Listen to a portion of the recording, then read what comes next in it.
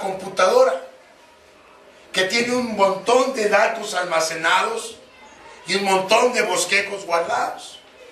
Pero ahí están. Y no son de ninguna utilidad práctica. Tenemos que hacer algo con los conocimientos que tenemos de Dios. Claro que es más fácil decirlo que hacerlo. Pues que no se supone que cambiar sea fácil. Si fuera fácil cambiar, como decía aquel viejo comercial, si las cosas que valen la pena fueran fáciles, cualquiera las haría. El punto es que la mayoría de nosotros, si logramos cambiar, lo hacemos de manera muy lenta y siempre penosa. No hay crecimiento sin lucha. No hay ganancia sin dolor. Eso es una frase que no por trillada deja de ser verdad. Nuestros malos hábitos, hermanos, pueden ser cambiados. Pero eso no va a suceder de la noche a la mañana. Nuestros patrones de conducta pecaminosos pueden romperse. Pero para eso se necesita más de una oración. Se necesita más de escuchar un sermón. Nunca nuestro crecimiento espiritual llega sin un costo. Y nunca el costo es barato. Ahora, para que nosotros cambiemos, necesitamos que nos hagan notar nuestra necesidad de cambiar. Necesitamos nosotros mismos o alguien más decirnos en qué necesitamos cambiar. Porque mientras creamos que estamos bien, pues entonces, ¿cuál es la necesidad de cambiar? Si no está roto, ¿para qué lo arreglas? Nunca es placentero que alguien nos señale nuestros defectos. Nunca es placentero que alguien nos señale nuestras deficiencias. Pero a menos que eso pase, no vamos a saber qué es lo que necesitamos cambiar. Y mientras no sepamos qué es lo que necesitamos cambiar, no vamos a hacer nada al respecto. Ese algo que necesitamos hacer es de lo que se trata Romanos 12:2. Ahí el apóstol Pablo, inspirado por Dios, el Espíritu Santo, nos dice que podemos ser transformados cuando nuestras mentes son renovadas. Solamente vamos a lograr ser transformados cuando nuestra manera de pensar cambie. ¿Cómo pasa eso? Primero, debemos ser renovados en nuestro interior.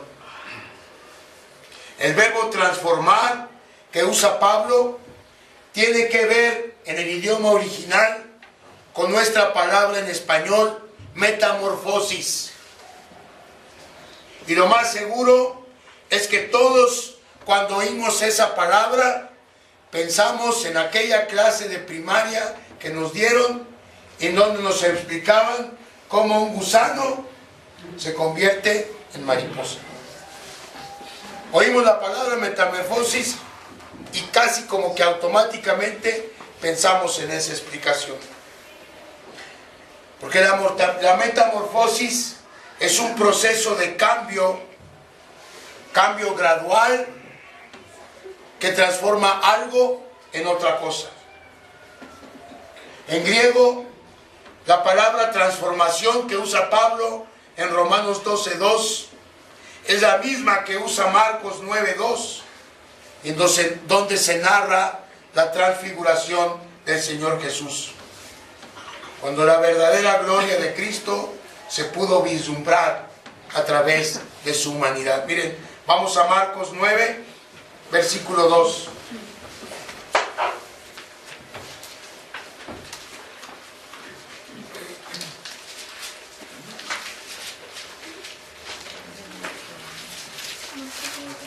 6 días después, dice Marcos, Jesús tomó a Pedro, a Jacobo y a Juan y los llevó aparte solos a un monte alto y se transfiguró delante de ellos.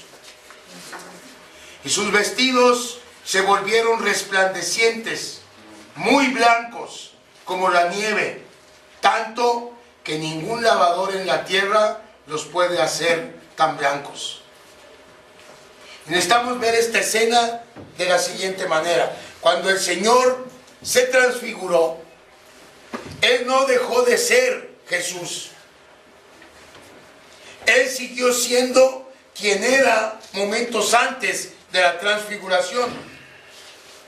Pero por un breve momento, la cortina fue corrida por Dios y entonces Pedro, Jacobo y Juan pudieron contemplar cómo Jesús es realmente en su naturaleza divina. Pudieron vislumbrar por un instante la gloria de Dios. Pudieron contemplar lo que un ser humano puede contemplar de Dios sin ser muerto por él. Esa bendición tuvieron estas tres personas. En ese momento ellos vieron a la segunda persona de la Trinidad.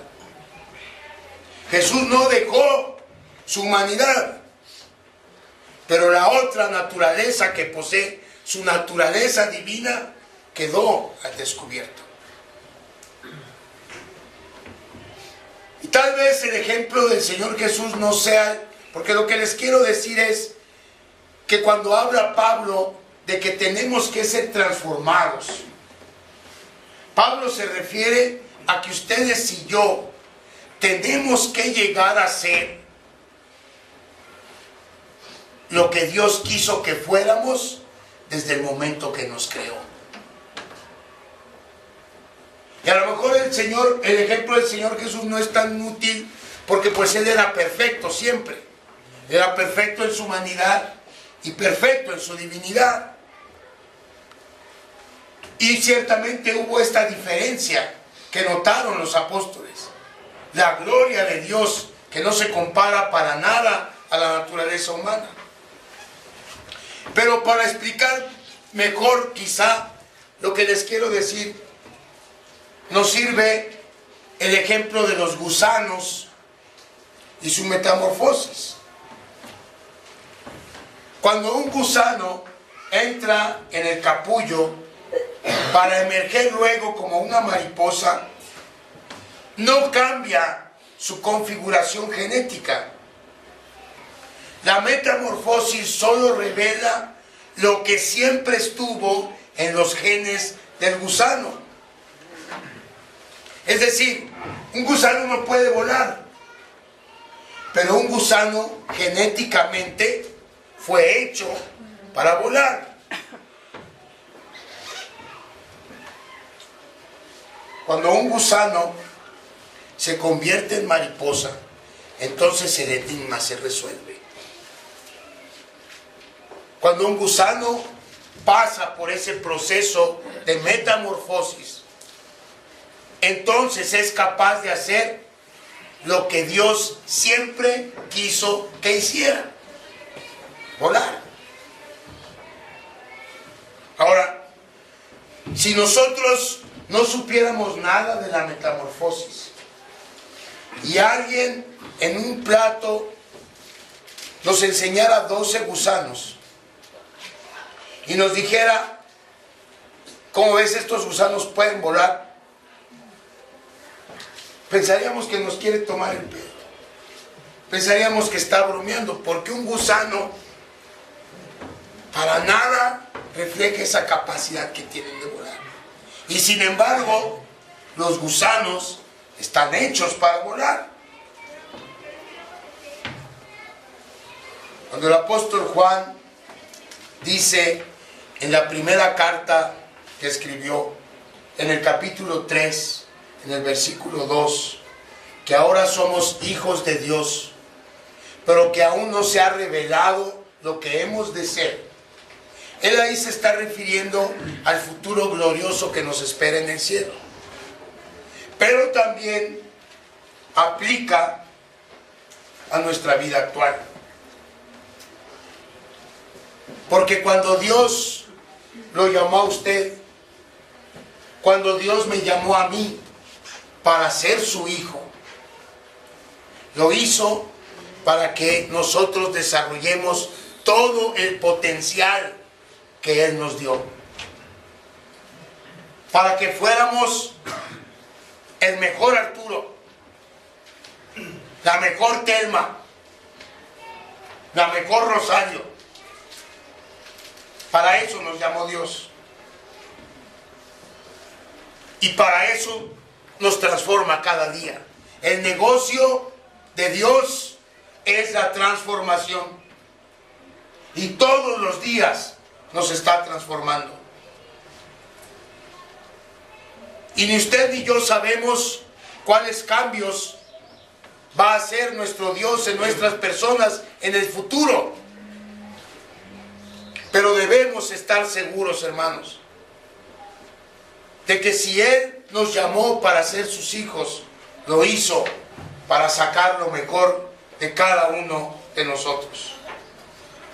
¿Y sabe cuál es lo mejor? Que un día, después de que Él haga todos los cambios que son necesarios, usted y yo nos parezcamos casi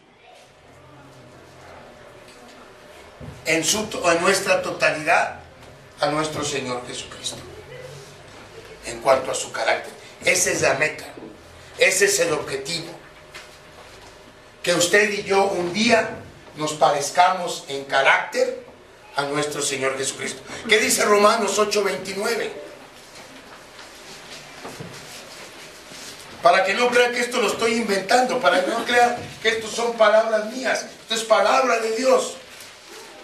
Romanos 8:29 dice, porque a los que antes conoció, esos que antes conoció son ustedes y yo. También los predestinó para que fuesen hechos conforme a ¿qué? A la imagen de su Hijo, para que Él sea el primogénito entre muchos hermanos. Esa es la meta. Eso es lo que quiere hacer Dios con su vida y con la mía. Que lleguemos a parecernos en carácter al Señor Jesucristo. ¿Cómo es Jesucristo? Benévolo, determinado, justo. Eso quiere Dios que seamos ustedes y yo.